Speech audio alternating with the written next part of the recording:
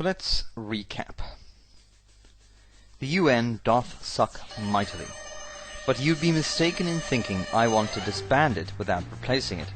It is the closest thing we have to coherence at a global level, and many of its problems are caused, often maliciously, by nation-states, particularly the 5 permanent members of the Security Council. However, it is appallingly unrepresentative, and like a fly in amber, it is forever locked in the past, a political time capsule from the 1940s. We are suggesting a virtual parliament elected by the people of the world, without power in the military sense, but imbued with a compelling moral authority. Here is how things currently look. The Security Council is the king, ostensibly listening to its constituency, the nation-states, but really beholden to the 5 permanent veto wielders. The General Assembly is off to one side, essentially useless. On day 1 of our new parliament, things are much the same, but the global parliament is instantly more important than the General Assembly. It can say some nasty critical stuff about nation-states, international organs and whomever pisses it off. It's virtual, so it's simultaneously nowhere and everywhere. It is beholden only to the people of planet Earth.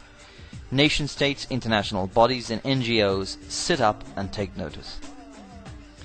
In several decades this could be the endgame. The UN organs atrophy, handing off their functions to the global parliament. We settle into a tiered structure, a base of nation-states, a core of regional federations, and an overarching global parliament, each layer dealing with the relevant issues at its level. In principle, enshrining the concept of subsidiarity into global law. Subsidiarity is the principle which states that matters ought to be handled by the smallest or the lowest competent authority. The Oxford English Dictionary defines subsidiarity as the idea that a central authority should have a subsidiary function, performing only those tasks which cannot be performed effectively at a more immediate or local level. Subsidiarity is ideally or in principle one of the features of federalism. The concept is best known as a fundamental principle of European Union law. According to this principle, the EU may only act where member states agree that action of individual countries is insufficient. Okay, so let's assume our global parliament has reached the endgame and settled into place as the primary legislative body for global issues. What powers should it have, and what issues should it legislate on? There are, in my mind, 4 key areas. 1. The environment. It's a rather obvious one, so I'm not going to dwell on it. 2. Baseline education, labor and welfare legislation. Now this is a sensitive one that I'm in 2 minds about myself. I envisage some kind of minimum standard that will be established, but the Parliament should be restricted in its capacity to interfere too extensively. The elimination of widespread industrial child labour should be aggressively pursued, for example, but the Parliament should not be advocating that governments educate everyone to 3rd level for free. Human rights. The UN has already established this, but our Parliament would enforce it aggressively, through fines, sanctions and arrest warrants for individuals. There would be a minimum standard and regular inspections carried out in all nation-states to ensure that standards were being maintained. 4. Weapons of mass destruction disarmament. Really, this is more like item 3. I maintain that it should be a human right not to run the risk of being incinerated by a nuclear fireball, or to die hideously from exposure to the latest nerve toxin. Over time, and by that I mean 2 decades tops, nation-states should dismantle their weapons of mass destruction and accept regular inspections from the agents of the Parliament.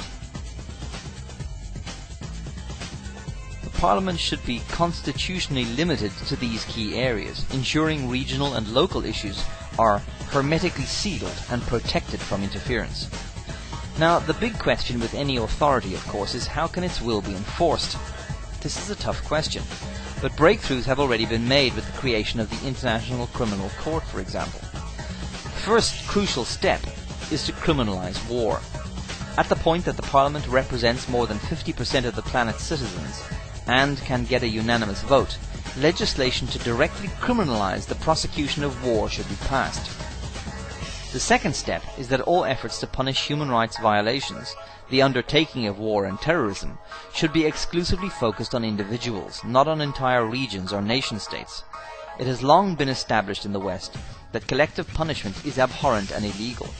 What is war but the most extensive and murderous kind of collective punishment imaginable?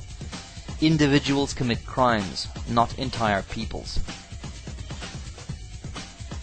Imagine if we had such structures in place when Saddam Hussein came to power. Would he have been allowed to run riot for 30 years, alternately in the pay of the Soviets, the Americans and the Europeans? The hypocrisy of the foreign policy of the richer and stronger nations, more than anything else, undermines and disrupts efforts to develop and apply genuine global law. You cannot have your cake and eat it.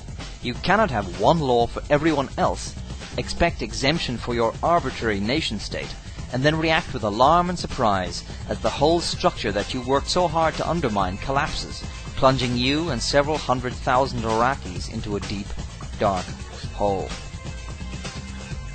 Witness the bitter irony of the US government trying to restrain Turkey from invading northern Iraq.